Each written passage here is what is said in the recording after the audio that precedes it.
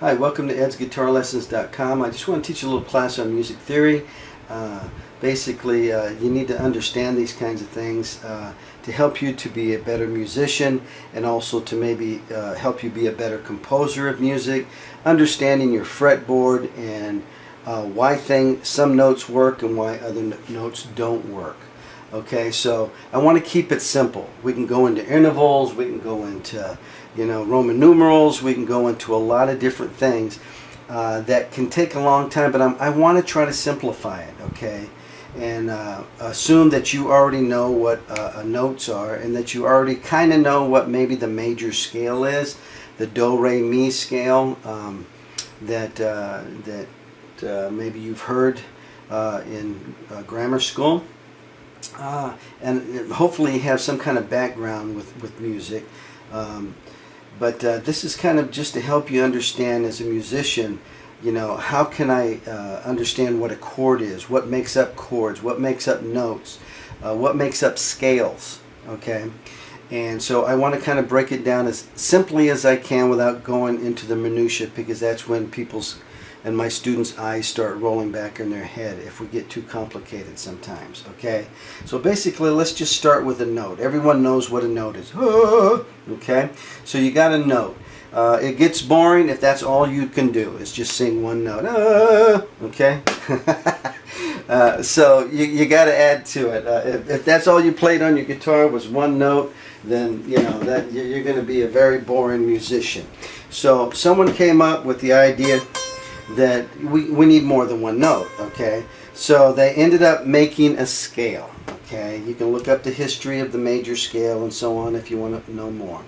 So basically they put notes together that sounded good in sequence and came up with a scale called the major scale.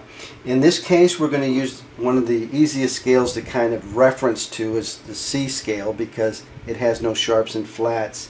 We're not going into that, okay? So we'll just use the C major scale, okay? It's all the white notes on the piano, starting with C. That's what the white notes are: C, D, E, F, G, C, D, E, F, G, A, B, C, C, D, E, F, G, A, B, C. Just the alphabet over and over on the white notes, the white keys on the piano. So anyway, so we'll start with the note C. The next note that came up, that of course they use the alphabet, and they were using tones to figure out what sounded good together, okay? So we came up with C, and we named them C, D, E, F, G, A, B, and then we get back here to C.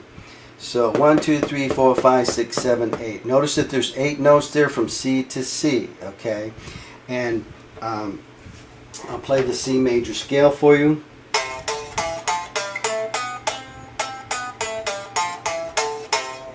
Okay, that's the C major scale. That's exactly what we see here on the board, is the C, D, E, F, G, A, B, C. Okay, because there's 8 notes there, we call this relationship between this C and this C, that's an octave. Okay. So the distance between here and here is called an octave. It's 8 notes, 1, 2, 3, 4, 5, 6, 7, 8. And so that's why this is called an octave. This is a lower pitch. This would be going higher in pitch. And that one is a C. That's a C. So it's 8 notes apart. They call it an octave. Okay. So we had these notes that you can play individually, but with a string instrument and a piano, harpsichord back in the day, they realized that you can play 2 notes simultaneously and come up with cool sounds, okay? And so they started mapping that out and figuring out, well, what notes sound good together? And to simplify things, to make things easy, I'm just going to try to show you what makes up a chord, okay? What is a chord? Now that we know individual notes, what notes go together that you can strum or play on a piano simultaneously, and they make up a chord, the chords that we know today. Basically, let's start with this note here, C. They tried these 2 notes together. We're talking a major chord. How do you make a major chord? Those 2 didn't go, so they went with that note there. Okay, they skipped that one. These two notes harmonize very well. Okay, and then they went with that note, didn't go, so they went with this one. Boom, we got a C, E, and a G. So they skipped, basically. Let's number them now so we can kind of reference them as numbers. Okay, so this would be considered 1. Okay, this would be a 2, 3, 4, 5, 6, 7, 8. And these numbers are very important. You'll use them all through music, knowing from the root note that you're talking about, no matter what it is, that'll be your 1 if it's the root or the tonic, okay, or the key. There's a lot of ways to look at it. Okay, so we number them 1, 2, 3, 4, 5, 6, 7, 8, and we notice here patterns. That's what we're always looking for, is patterns. So we notice that we used a 1, a 3, and a 5. Okay, so 1, 3, 5, 1, 3, 5 equals a major chord. Okay, sorry, I'm writing sideways and it's getting kind of ugly. But that's what makes up a major chord. Any major chord, C, D, E, F, G, whatever. If it's a major chord, you're playing a 1, 3, and a 5. Okay, and you can slide it wherever you want. This formula, 1, 3, 5, this interval relationship, 1, 3, and 5, equals a major chord. Okay, anywhere on the neck. You just play a C, E, and a G anywhere on the neck, and you will be playing a C major chord. Now if you notice, if you play bar chords, and you know on the 8th fret you can bar an E shape, and that's a C major chord. It's C major if you play in an E shape. And you realize you're strumming 6 strings, but it's like, how can I only be playing 1, 3, and 5 if I'm strumming all 6 strings? Well, the way your fingers are shaped and with the bar that you're doing, if you look at each one of those notes for that bar chord, you are just playing C, E, and G. You know, it's just a combination of those 3 notes. It's kind of an amazing thing. You're playing 6 strings, but you're only playing 3 notes. That's how it amounts to. Okay. I'm not going to take the time to move the camera. I'm just showing you on paper what happens. You can go to the 8th fret and play it. You can play the C chord, the open C chord, the one you learned, you know, early on in your musical career, the country and western one, the open string one. You're playing a C. All you're playing is, even though you're strumming 5 strings, you're only playing C, E, G. That's it. The first note where your 3rd finger is on the 5th string, 3rd fret, that is a C.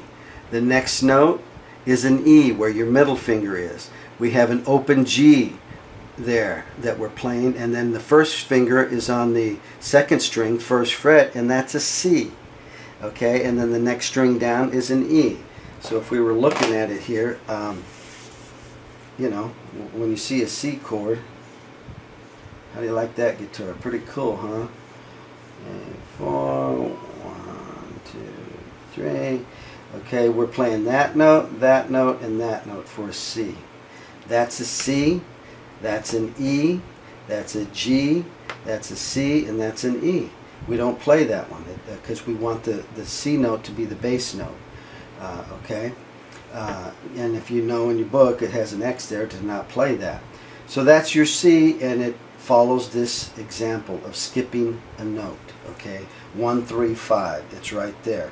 And that's how, I don't care what form you do, if you want a C chord, you got to play a C and a G, C major. So I hope you understand that. Okay, that's how simply a chord was made off of the major scale. Keep that in mind. This is all in reference to the major scale. Do, re, mi, fa, so. So those notes is what made up a chord. When you harmonize them together or play them together, they harmonize very nicely. Okay. All right. So we used the 1, 3, 5 to make a major. Well, how do you make a minor chord? How do you make a minor chord? Well, guess what? We're going to use the same principles here. There's only one thing that changes when you're making a minor chord, and we're going to look at that next. Okay, there's only one of these notes changes when we're going to make it a minor chord anywhere on the neck all day long. This rule applies.